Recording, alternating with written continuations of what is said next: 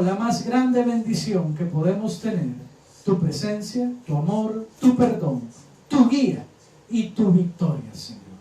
Gracias damos en tu nombre, Padre Celestial. Amén y amén. Busquemos ahora, por favor, el texto, mis queridos hermanos. Yo sé que en más de alguna ocasión tú has visto este texto y te ha llamado la atención. Y dice de la siguiente manera, leámoslo por favor. Mateo 26, 14 nos dice: entonces uno de los 12, que se llamaba Judas Iscariote, fue a los principales sacerdotes y les dijo: ¿qué me queréis dar? Y yo os lo entregaré. Y ellos le asignaron, ¿cuánto? 30 piezas de plata. Y desde entonces, ¿qué hacía? Buscaba oportunidad para entregarle. Así es, mis queridos hermanos. Puede tomar su asiento, no pierda el texto y vamos a tener el debido cuidado de ir analizando esto a detalle, como solemos hacerlo. Fíjese, mi querido hermano, que yo quiero que usted se lleve esa interrogante en este momento. En la tradición se suele celebrar el miércoles santo, entre comillas santo, porque no somos ningunos santos, ni siquiera en la Semana Santa. ¿Cómo no? Ahorita se lo pasa mi hermano. Se celebra que, más bien dicho, se conmemora la traición de Judas, pero qué raro que no se conmemora después el que también los otros 12 salieron corriendo después, ¿verdad? Búsquelo y no va a haber en ningún momento que se celebre o se conmemore la huida de los otros 12, de los otros 11.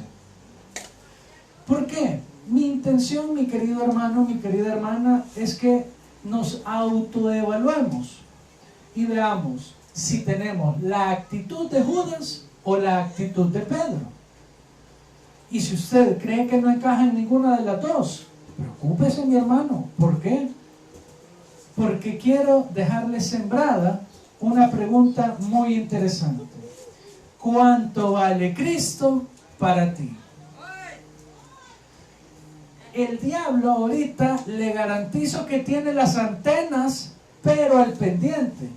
¿Para qué? Si usted le dice 30 pesos, mire, de la nada le pueden aparecer los 30 pesos en la bolsa, con tal de que usted se vaya de la iglesia, con tal de que usted niegue a Cristo, con tal que usted deje de ser cristiano, con tal de que usted y yo blasfememos y ofendamos el nombre de quien nos ha salvado y nos ha amado. ¿Por qué? Se recuerda que antes yo le dije cuánto es tu valor. ¿Por qué? Porque a Satanás le interesa agarrarte por cualquier precio, con tal de que ya no seas cristiano, que ya no prediques a Cristo, que ya no alabes al Señor, que ya no andes evangelizando, que ya no testifiques en tu casa, que ya no estés compartiendo de Cristo con tus compañeros, familiares, amigos. Él va a pagar lo que sea. Y de ahí salen los famosos pactos con el diablo. Quiero decirle algo. Yo recuerdo el testimonio de una persona la cual había avanzado mucho en esto del satanismo.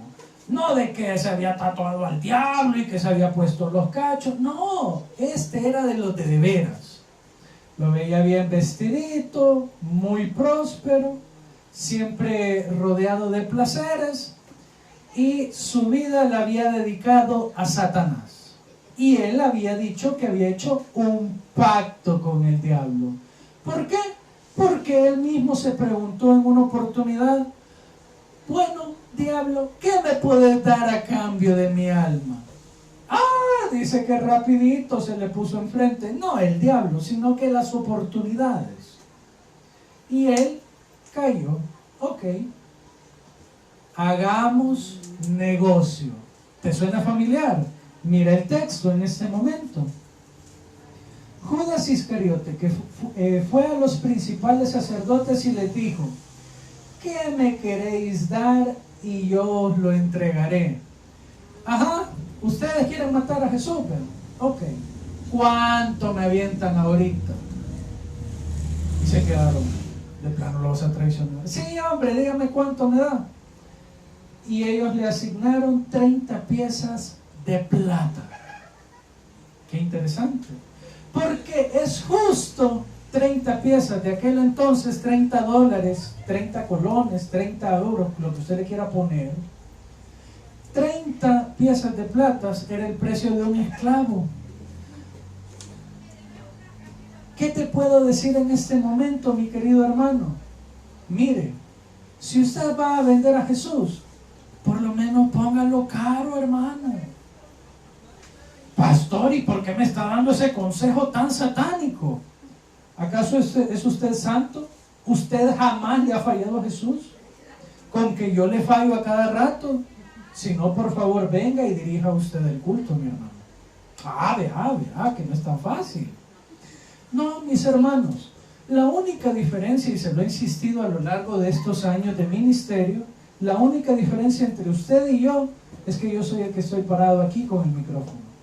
De ahí no tenemos diferencia alguna. No, pastor, usted se pone corbata y se pone camisa manga larga. Esas son banalidades, mi hermano. Obviamente lo hago por respeto, honra y amor a la presencia del Señor. Ahora bien, mi hermano, ¿cuál es el precio para ti por Cristo? ¿Por cuánto estás dispuesto a traicionarlo? Ni siquiera lo mencione o lo titubee así de... No, ¿por qué? Porque le damos cabida al diablo. Tú puedes imaginártelo. Porque una cosa es que te digan, mire, no vaya hoy al culto y le doy $1. Usted dice, no vale la pena. Pero que le digan, mire, hermano, hermana, no vaya al culto y aquí le dejo 300 pesos. ¡Y cabal la cuota de la casa, pastor! Es que viera la carne débil. Mire, ya no vaya a la iglesia y aquí le dejo ahorita 10,000 bolas. Pastor, el Señor está respondiendo en este momento a la necesidad. Mire, insulte el nombre de Cristo ahorita y le dejo casa, carro y una cuenta bien gorda en el banco. Pastor, ha sido un gusto conocerle, que el Señor me le bendiga, pero ya me voy. No lo sabemos. Pastor, eso sí, a mí no me pasan esas cosas. Bendito Dios que no nos pasan esas cosas, mi hermano. ¿Por qué? Judas tuvo el privilegio de ser llamado por Cristo, discipulado por Cristo, amado de forma directa por Cristo, y aún así lo traicionó.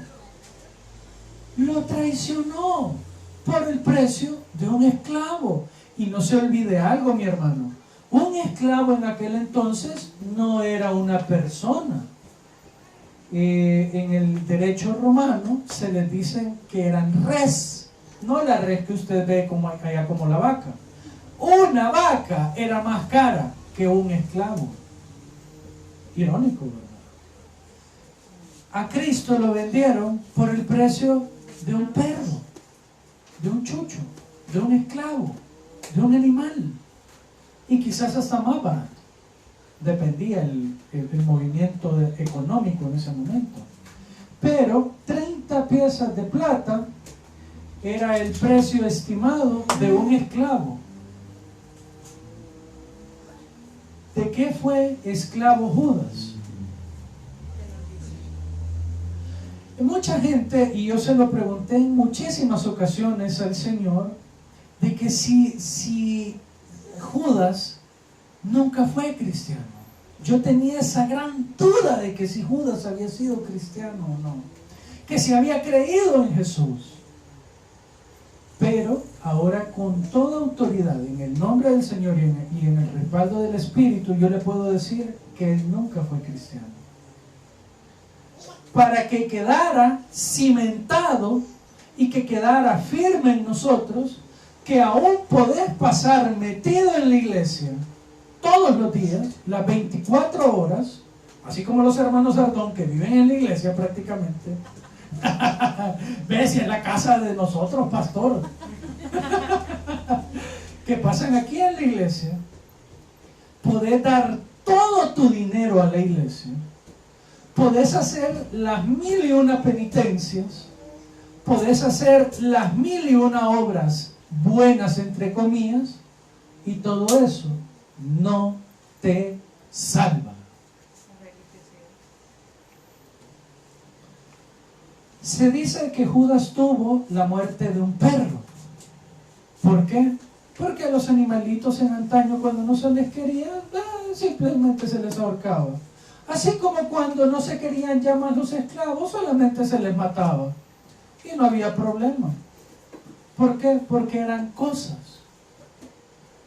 Y Judas nos sirve de ejemplo, no de que, ay, ahorita de seguro él lo están puyando en el infierno por haber entregado a Jesús y porque qué barbaridad. Mi hermano, Dios bendiga el ejemplo de Judas. ¿Qué? ¿Por qué? Para que tú y yo no lo hagamos. Para que tú y yo no terminemos colgados con nuestras propias ambiciones, malas decisiones, pensamientos perversos, nuestro orgullo y nuestro carácter, y ahí todo socado. Y peor aún, que se le quiebra el palo, dice la palabra, y cae y se abre todo, todavía más humillado. ¿Por qué? ¿Te recuerdas que en los Salmos el Señor dice que va a botar a todos tus enemigos y que Él es el que va a poner el pie sobre ellos para que no se levanten nunca más? Y eso es parejo, mi hermano. Cuando nosotros hablamos de la palabra traición, quiero que veas esta definición. Es la falta que comete una persona que no cumple su palabra o que no guarda la fidelidad de vida. ¿Te recuerdas que uno de los signos más lindos que tenemos aquí en la iglesia es tu fidelidad es grande? Y que por cierto el devocional de hoy fue acerca de la gran fidelidad del Señor. ¿Por qué? Porque el mayor error que comete Judas no es el haber aceptado el dinero, sino, mi querido hermano, mi querida hermana, es el que él traicionó la confianza con Cristo. Acompáñame por favor a Juan capítulo 13. Juan capítulo 13, 29. ¿Cuántos discípulos eran? ¿Cuántos apóstoles? 12. Y de los 12, uno tenía que manejar el dinero. Jesús le decía que maneje el dinero, Judas. Dice Juan 13, 29, porque algunos pensaban, puesto que Judas tenía la bolsa, o sea, manejaba el billete, que Jesús le decía, compra lo que necesitamos para la fiesta, o que que diese algo a los pobres. Judas era un gran economista, era el ministro de Hacienda, era el tesorero del ministerio de Jesús, y ahí había bolas probablemente, pero no bolas para enriquecerse, sino que para obrar. Por eso inmediatamente viene y dice que compre lo que necesitamos para una celebración de la congregación, de la iglesia, del ministerio, o para dar incluso a los pobres, porque hasta ahí alcanzaba. Y si no había pisto, pues el Señor se encargaba, lo vimos, daba de comer a miles de gentes, sin pisto. Pero llévate ese otro detallito, que Judas era de la plena confianza de Dios, de Jesús, para manejarle el dinero aquí en la tierra. Pastor, ¿y por qué Jesús hizo eso? No lo sé. Pero te das cuenta que en muchas ocasiones gente que no conoce a Cristo tiene mejor prosperidad económica, y no porque sean millonarios o porque tengan grandes empresas, sino porque tienen la capacidad y el orden responsable de manejar de forma correcta sus finanzas. Te lo he dicho en muchas ocasiones. Si tú ganas $300 y te acoplas a una vida de $300, jamás te van a embargar, jamás van a andarte correteando, jamás van a llegar: buenas, aquí venimos del almacén, que ya nos debe 8 cuotas y ni modo, le venimos a sacar la refri, la cama, el chifonier, todo le venimos a traer ahorita, ¿verdad? ¿Por qué? Si ahorita nosotros vemos que Judas tenía esa capacidad, ¿por qué lo traicionó? Porque nunca llegó ni a conocer verdaderamente a Jesús, ni a creer que Él era el Salvador.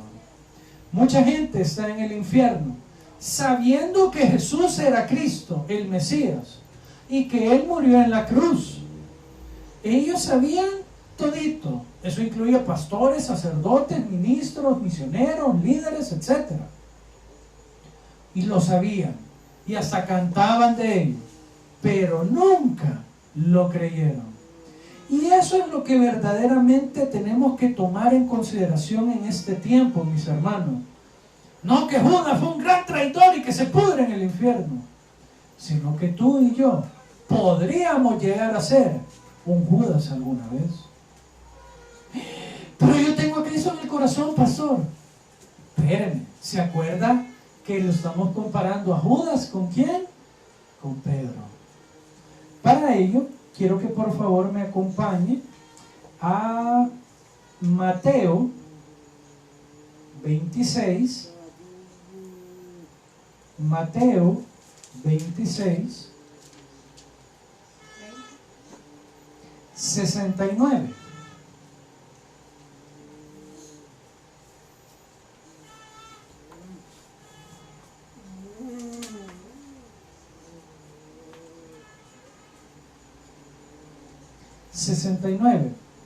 Que nos dice de la siguiente manera, lo vamos a leer hasta el 75. Pedro estaba sentado fuera del patio y se le acercó una criada diciendo: tú también estabas con Jesús el Galileo. Mas él negó delante de todos diciendo: no sé lo que dices, yo no soy cristiano.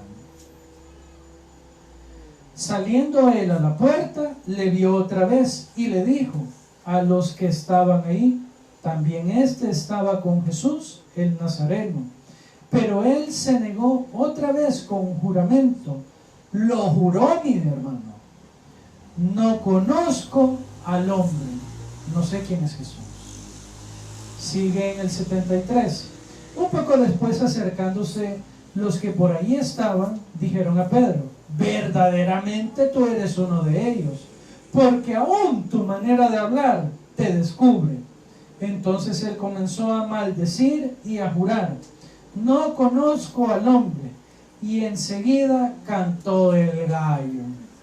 75. Entonces Pedro se acordó de las palabras de Jesús y que Jesús le había dicho: antes que cante el gallo, me negarás 3 veces.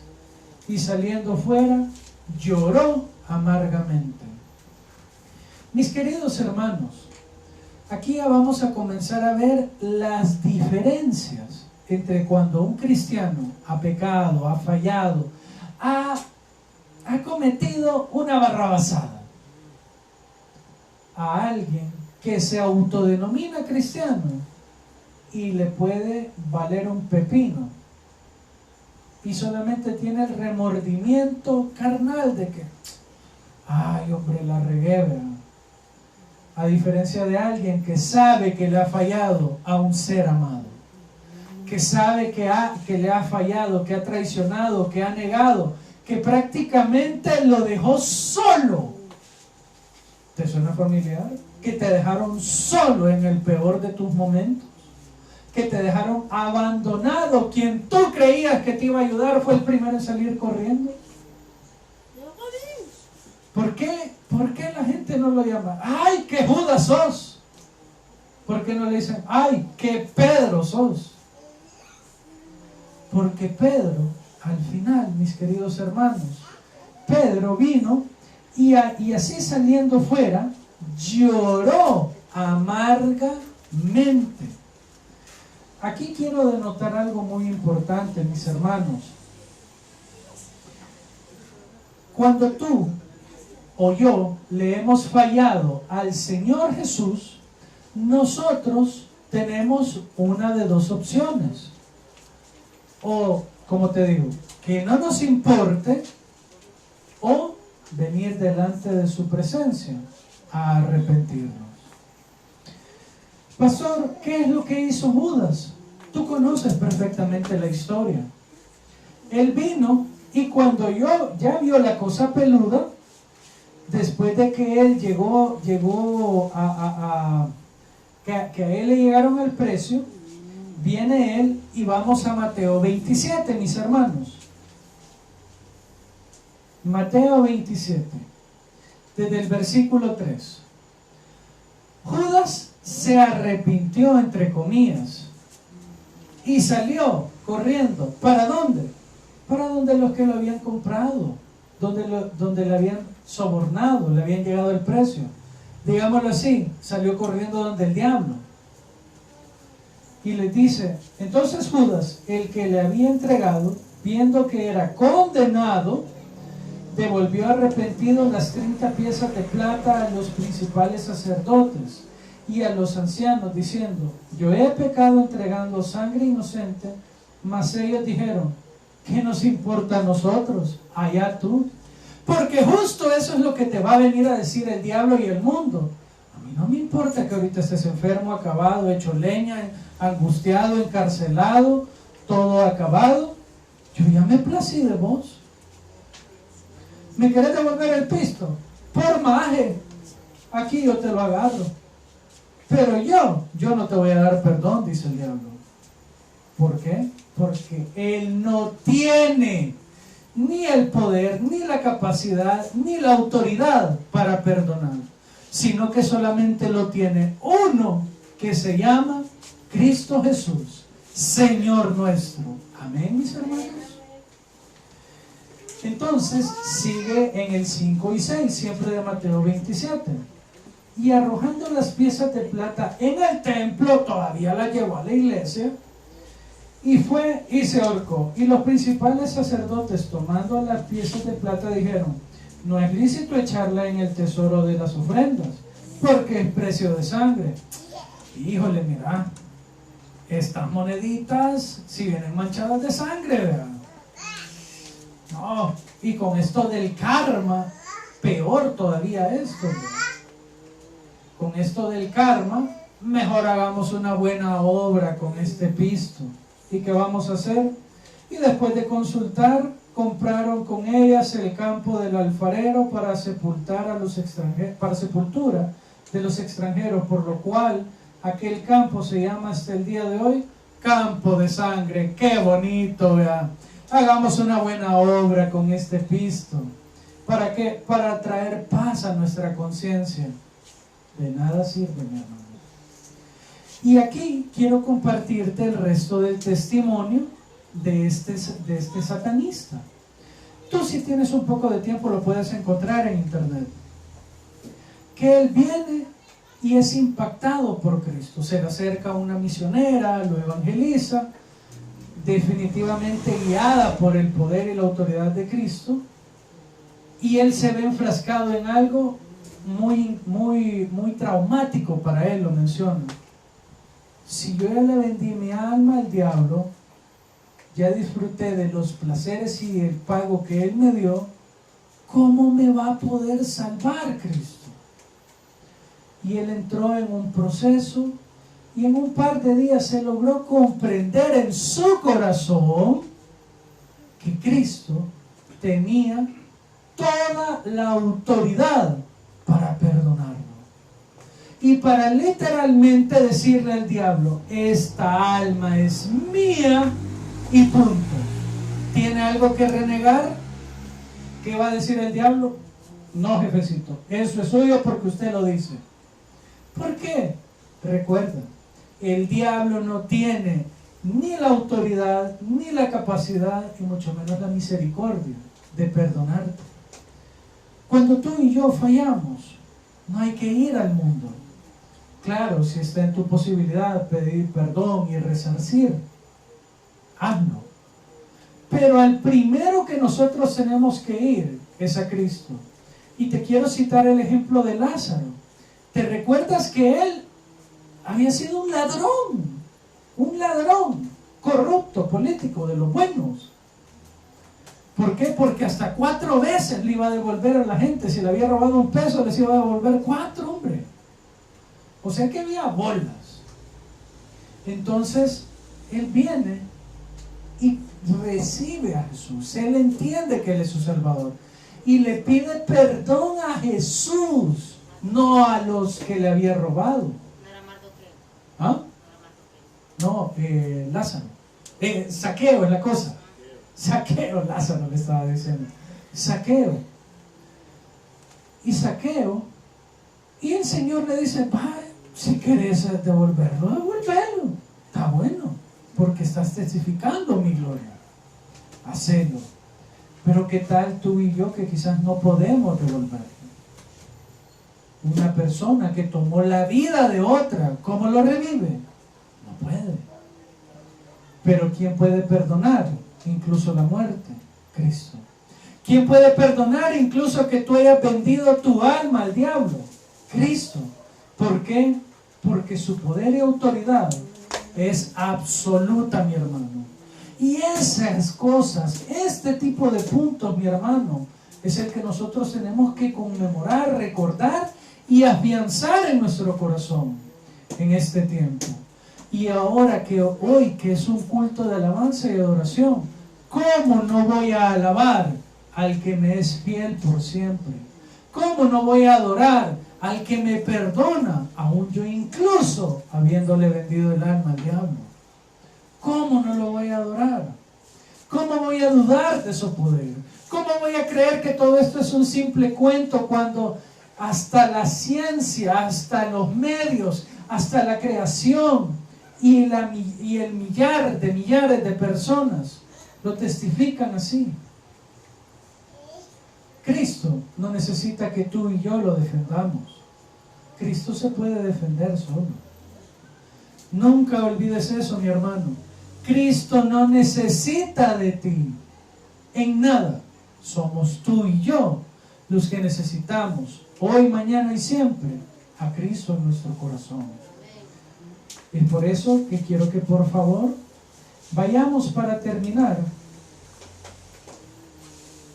a Mateo 16:16.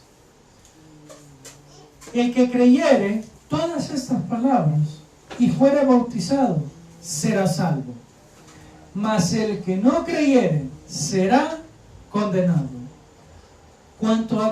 ¿Cuántas veces has vendido a Cristo? No lo sé, no me interesa a mí. Pero si tú hoy vienes delante de Él y le dices, Señor, reconozco que la regué, reconozco que actué mal, pero yo no quiero ser un Judas, sino que quiero ser un hijo tuyo que viene ante ti como padre y se arrepiente, te pide perdón, te pide una segunda oportunidad, porque 7 veces cae el justo, pero ¿cuántas se levanta? 7. Y todas las que sean necesarias. ¿Por qué? Por la misericordia y amor de Jesucristo. Amén. Démosle un aplauso al Señor y vamos a orar. Bendito sea tu nombre, Padre Celestial, porque una vez más has puesto palabra de vida en nuestra mente. Tú has puesto, Señor, con alegría, con gozo y con júbilo, el que no tenemos que ser criticones, el que no tenemos que jactarnos de santerías, Señor, sino que somos simples humanos. Quiero, Padre, recapitular toda mi vida contigo, sincerarme contigo, Señor, y arrepentirme con un corazón sincero, Padre. Quiero arrepentirme de todas aquellas veces que yo he hecho cosas indebidas. aquellas veces que te he dado la espalda, Señor, aquellas veces que incluso te he llegado a negar, que he jurado en vano, que he mentido, que he robado, que he señalado, que he criticado, que he hablado de más. Perdón, Señor. Yo no voy al hombre en este momento, porque el hombre, el humano, la ciencia, el dinero, la riqueza, el mundo, el enemigo, no tienen el poder de perdonar. Solo tú lo tienes, Señor. Tú tuviste misericordia de tu hijo Pedro, de tu siervo, de tu apóstol, y le encomendaste el ministerio en sus propias manos, aun cuando él te negó 3 veces, Señor. Y lo hiciste por fidelidad y por amor. Ahora en esta noche yo te pido que derrames tu fidelidad y tu amor sobre mi vida el día de hoy. Gracias, Padre, por este precioso momento que nos das y por la alegría de que cada vez más estamos contigo. En el nombre del Padre, del Hijo y del Espíritu Santo hemos orado. Amén y amén. Mis queridos hermanos,